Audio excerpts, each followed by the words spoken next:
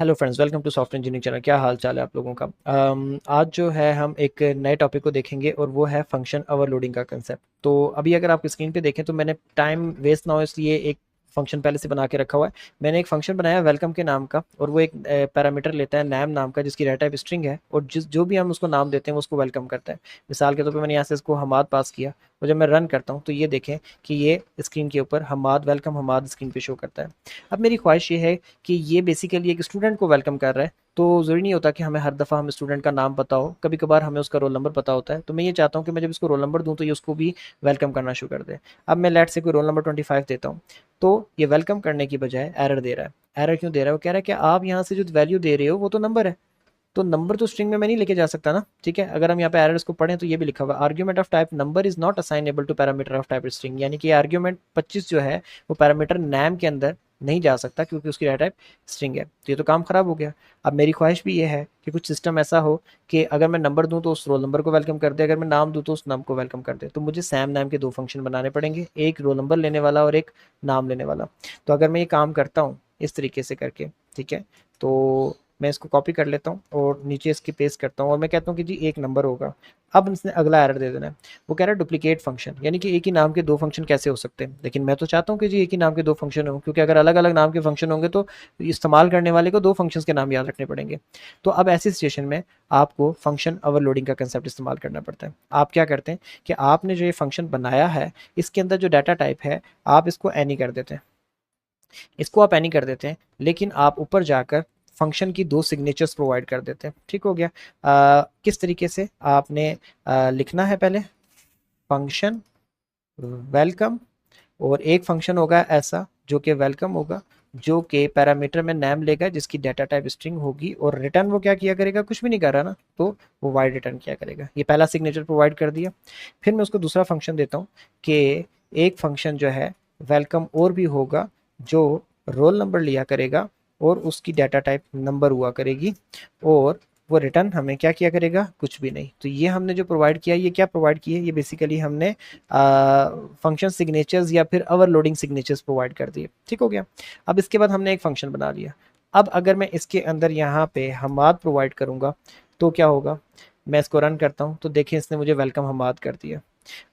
क्यों? क्योंकि जैसे ही मैंने यहाँ पे डाटा स्ट्रिंग वाला डाला तो इसने एनी की जगह पर स्ट्रिंग को इन्फर कर लिया ऊपर, क्योंकि इसके पास मौजूद था ना अपना क्या कहते हैं से सिग्नेचर मौजूद था उसका। अब मैं यहाँ पे इसको 25 देता हूँ। अब मैं जैसे ही 25 देता हूँ ये एरर देगा? नहीं देगा। क्यों? क्योंकि जैसे ही मैंने इसमें 25 दिया डाटा टाइप एनी है तो उस एनी के अंदर इसने नंबर को इन्फर कर लिया। हमने पहले इसको बता दिया था कि वेलकम नाम के दो फंक्शन है और उनमें से कोई भी ये वैल्यू ले सकता है। वेलकम 25 ये इस तरीके से कर रहे हैं। ठीक हो गया। अच्छा, कई कई दफ़ा ऐसा भी होता है कि आपके पास जो दो क्या कहते हैं दो फंक्शंस हैं उनके अंदर जो वैल्यूज़ हैं वो बिल्कुल सेम डाटा टाइप की होती हैं। ठीक हो गया। मिसाल के तौर पे मैं एक दफ़ा तो किसी रोल नंबर को वेलकम करना चाहता हूँ और मैं दूसरी दफ़ा पूरी सेक्शन को वेलकम करना चाहता हूँ या फिर एक क्लास को वेलकम करना चाहता हूँ। ठीक हो गया। तो मैं इसकी जगह वर्ड क्लास नहीं लिख सकता क्योंकि क्लास का एक खास मतलब होता है यहाँ पे ऑब्जेक्ट ओरिएंटेड प्रोग्रामिंग में। तो मैं इसको माई क्लास कर लेता हूँ। मैं माई क्लास करता हूँ ऊपर वाले को और यहाँ पर जाके मैं इसको नंबर कर लेता हूँ। तो अगर मैं इस तरीके से कर लूँगा तो ये एक प्रॉब्लम क्रिएट करने वाली बात है, क्योंकि अब वो किस बेस पे डिसाइड करेगा? क्योंकि ऊपर भी नंबर है नीचे भी नंबर है। पहले तो जब स्ट्रिंग आता था तो सेकंड वाला फर्स्ट वाला चलाता था, नंबर आता था तो रोल नंबर वाला चला देता था। अब तो दोनों में नंबर हो गए।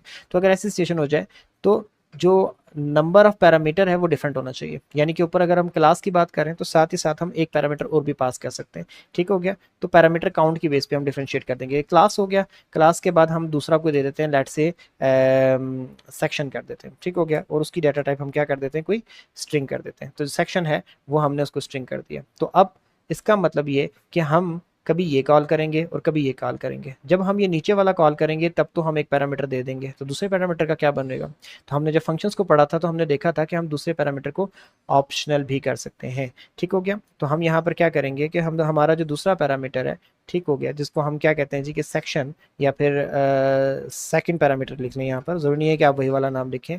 सेकंड पैराम कर लेता हूँ। तो सेकंड पैराम को मैं ऐसे लिखकर इसको ऐसे ये क्वेश्चन मार्क देकर ऐसे भी कर सकता हूँ कि तुम्हारा जो सेकंड पैरामीटर मिला करेगा इसकी बेस पे वो हमेशा स्ट्रिंग ही होगा, लेकिन ज़रूरी नहीं है कि हर बार मिले।